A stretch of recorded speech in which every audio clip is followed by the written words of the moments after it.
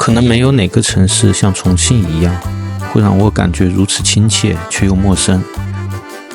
因为我妈是重庆人的关系，所以从儿时起，我便对这座城市产生了一种莫名的亲切感。但又因为一直生活在外地的缘故，我对这里又一知半解。这些年已经记不清来过重庆多少次了，每一次似乎都行色匆匆。这次在将近40度的高温下，我又来到了重庆。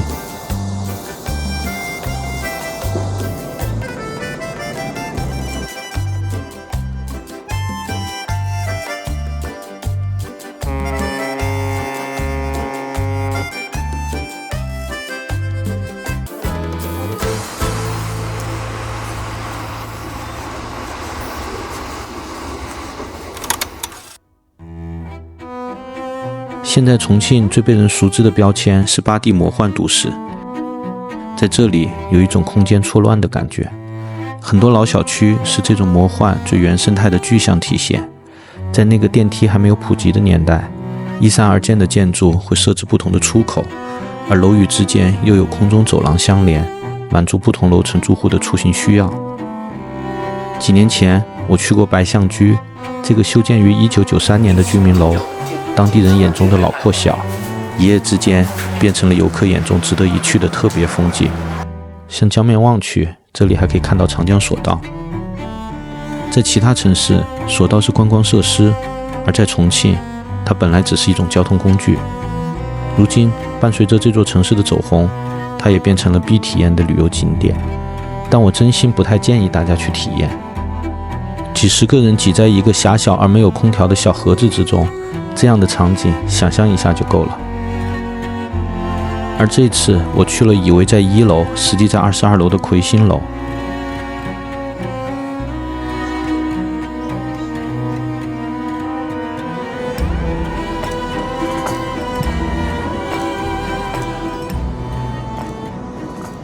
真的这个地方还是蛮震撼的啊，很推荐大家有机会可以过来看看。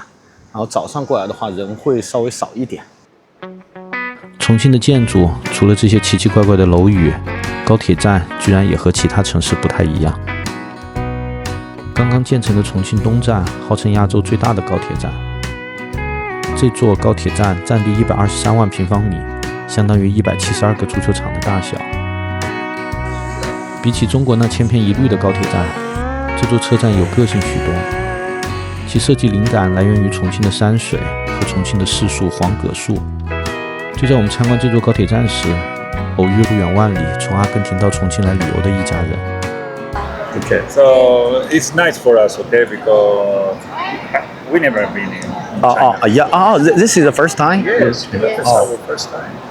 Yeah, it's very hot. Yeah. Yeah, sure it's hot. Yeah, most cities in China is very hot. Yes, it was. Yesterday she felt really hot. Oh yeah, because Chongqing is very famous because it's very hot in summer. Yeah. They say that it's the hottest city. Oh yeah, yes. Yes. Like hot pot, very hot. It's crazy because this hot, okay, so everybody. Yes, waiting. Yes. I like it.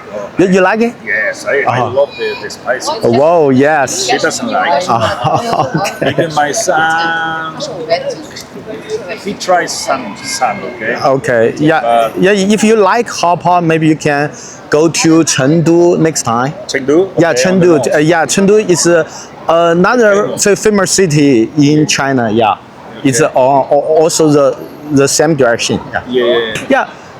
From Argentina. Yeah. We flew from LA. Yeah. We live in Argentina. Whoa, So whoa. half year we live in LA or in San Diego. Yeah. And the rest in Argentina. We can show you all our country that is beautiful. If you go there. Yes, I think it's very beautiful, but it's a little far.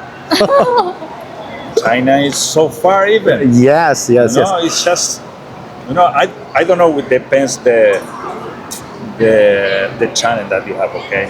But if you are a photographer, Yeah. you have to go. Argentina. You have to go to Argentina. Yeah. Patagonia, the north. Oh, It's Patagonia. the most famous place to take every kind of video that you want. And if empty land, okay, because we are all the country we are 50 million people, and the most of them we are living in the Buenos Aires state, and the rest of the country is empty. So if you go there, you feel alone, like Indiana Jones. Feel alone. Yeah. You know, Indiana Jones, you can spend maybe weeks, months, years without nobody around you. Oh no, I like the feeling. Yeah. Nobody, and I don't like too many people. yes. Okay, we don't like it. Either. Yeah. Yes. Maybe you think. So why you came to China? Oh, yes. Because we feel curious about it. Yeah. Yes. But the people are amazing. You guys are amazing. Oh, thank you. Thank you very much. You're amazing. Friendly, always smile. Thank you. Yes, always try to help us, even if you don't understand nothing. Oh, I know. Yeah. Try to help us. 我后来查了一下，从布宜诺斯艾利斯到重庆的飞行距离居然要2万公里，看来重庆的魅力真的很大。虽然在重庆打车非常便宜，我这次在重庆也几乎都是打车出行，但有时间也建议大家体验一下重庆的轨道交通，因为这也是魔幻都市重要的体现。相信大家也注意到了，在中国其他城市都叫地铁，而在重庆必须叫轨道交通，因为这是上天遁地的城市过山车，一会儿还在地下，一会儿就在天上了，而且4公里内的价格才2元，简直跟不要钱一样。2号线的李子坝轻轨站可以看到轻轨穿楼的奇迹。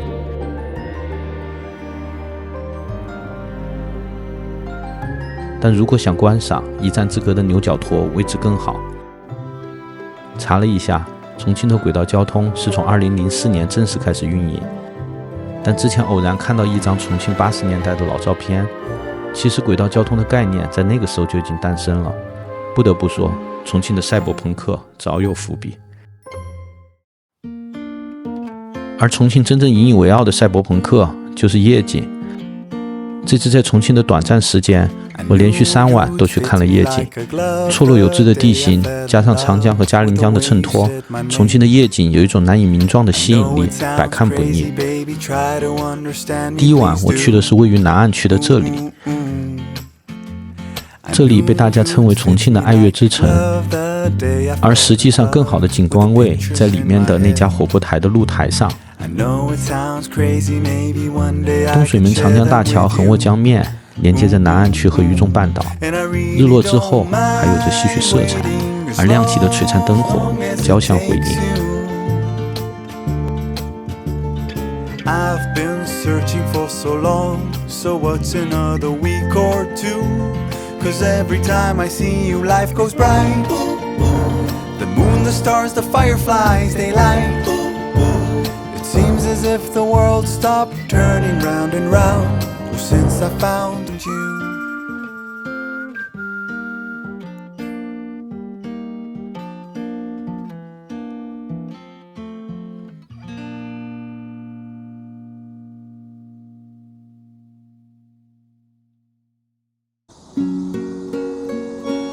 第二天落日之前，我早早赶到了同样位于南岸区的同源之光天空岛。这里可以看到菜园坝大桥和苏家坝立交。双圆环的苏家坝立交是全中国最高的匝道桥，它和笔直的菜园坝大桥相连，如同科幻片中的场景。这样的设计并不是为了好看，而是为了解决菜园坝大桥两岸之间30米的落差。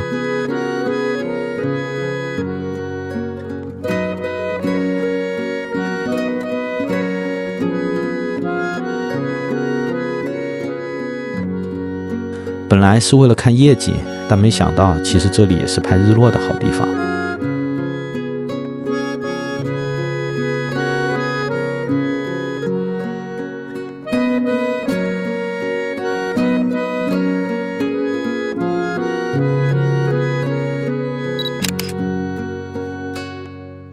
当夜幕降临，仿佛瞬间穿越到了未来。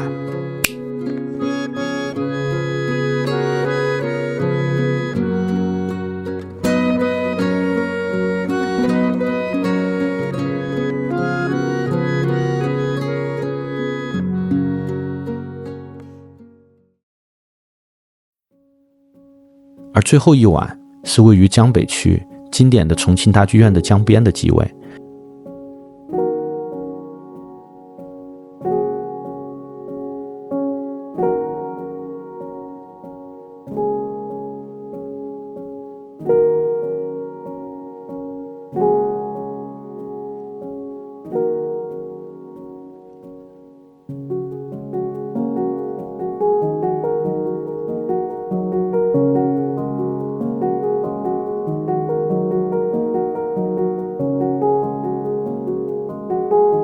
这个场景经常会出现在社媒之上，可以欣赏到人气最高的洪崖洞。没亮灯的时候风景普通，亮灯之后的确很美。中式吊脚楼和摩登的建筑有一种奇妙的和谐感。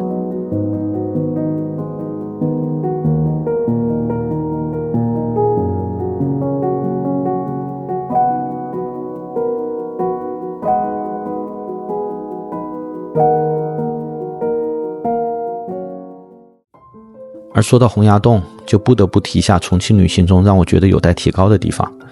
虽然洪崖洞远观很美，但洪崖洞本身可能是我去过最拉垮的景区了，或者说它本来就不该被叫做景区。这片区域很多年前就是高高低低的吊脚楼民居，后来城市改建，仿照吊脚楼的形式建成了如今的样子。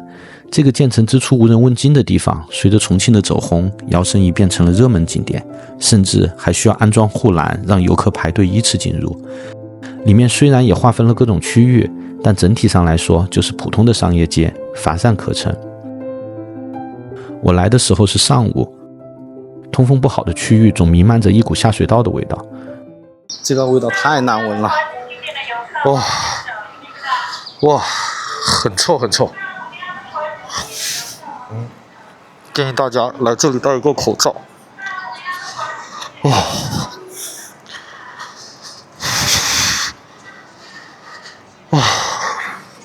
走到室外稍微好一点，但是还是味道很重啊！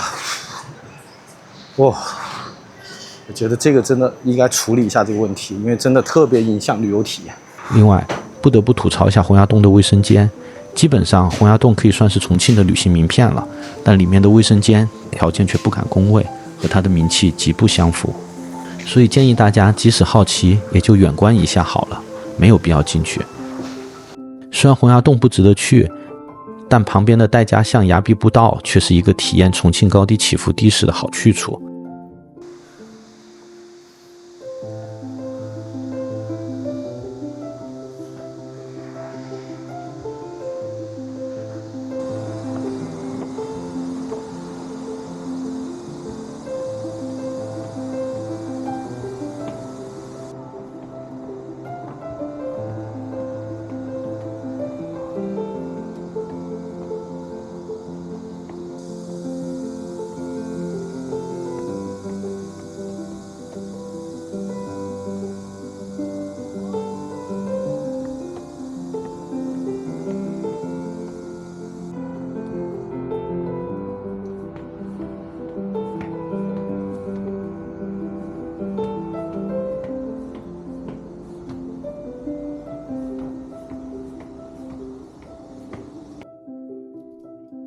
这里要夸一下重庆的城市规划，很多爬坡上坎的老街都因地制宜改造成了步行街。比起国内千篇一律的步行街，这些老街更有味道，而且上上下下还能起到锻炼身体的目的。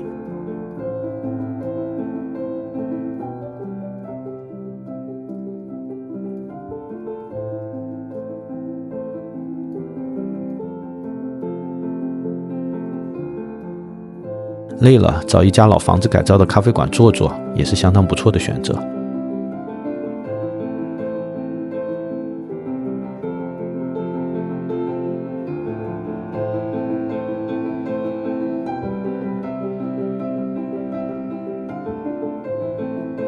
哇，外面真的好热呀！我们现在终于进来休息一下。这样的环境真的还不错。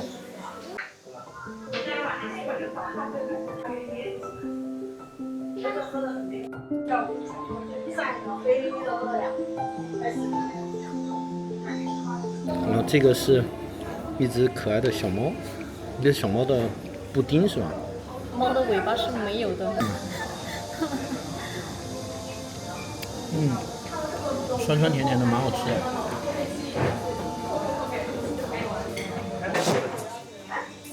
这是叫落日橙子，这个是悬崖上的金鱼姬，哎，里面真的有个小金鱼。然后常常点的这个落日橙子，这是气泡水。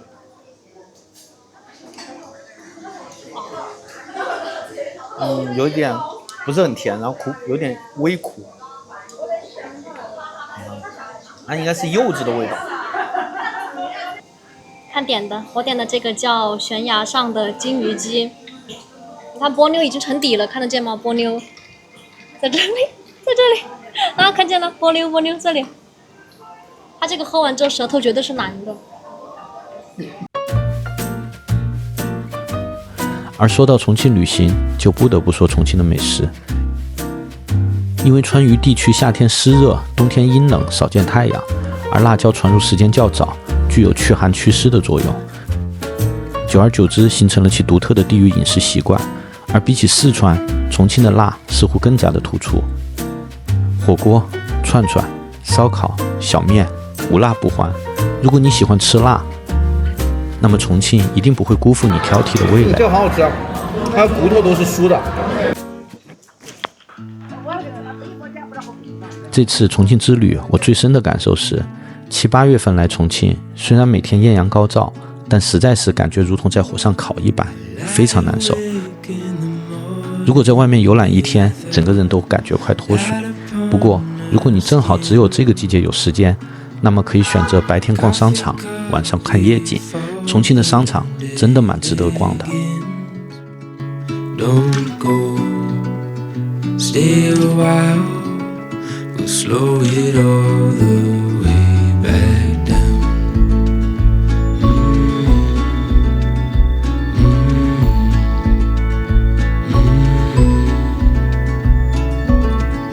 Time is still and there's nowhere to be. Birds are talking outside,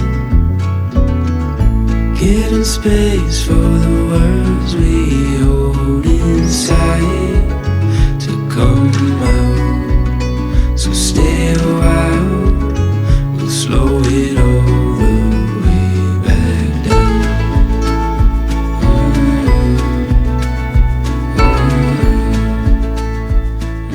这个商场给人的感觉还挺特别的，很久没看到室内有这么大一片花园的商场了。现在好热啊，我们就到商场里面准备喝点东西。因为太热了，就点了一个这么大的1升的这个鸭屎香。啊，这个1升的喝着好过瘾啊！这么大。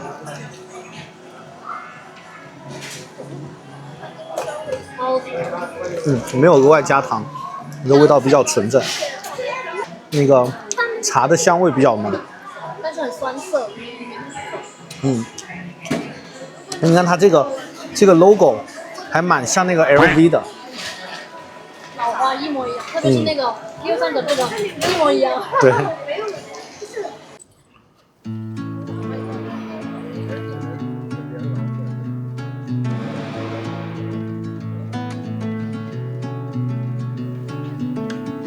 Lie awake in the morning with a light upon her skin. Coffee cup before the day begins. 然后有很多市民在这里休息。真的外面实在是太热了。这个商场整体的设计是蛮漂亮的，然后空间很宽敞。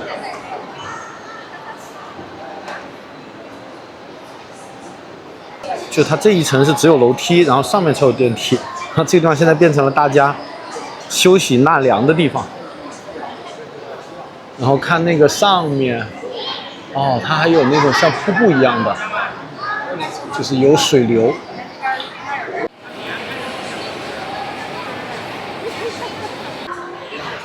上面有一家 Teams，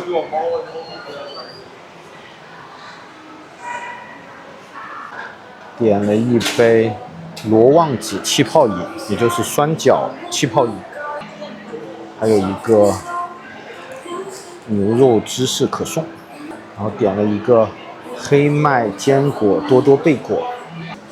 这个罗旺子呢，它其实就是我们叫酸角，因为小时候吃过，还蛮喜欢的，酸酸的，特别的解渴。哦，这童年熟悉的味道，太棒了！这个在别的地方很少能喝到，其实是云南的一种，算是特产吧。闻着就蛮香的。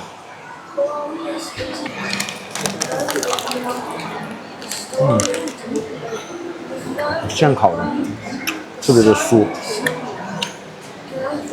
很香。里面有 cheese， 黑麦的。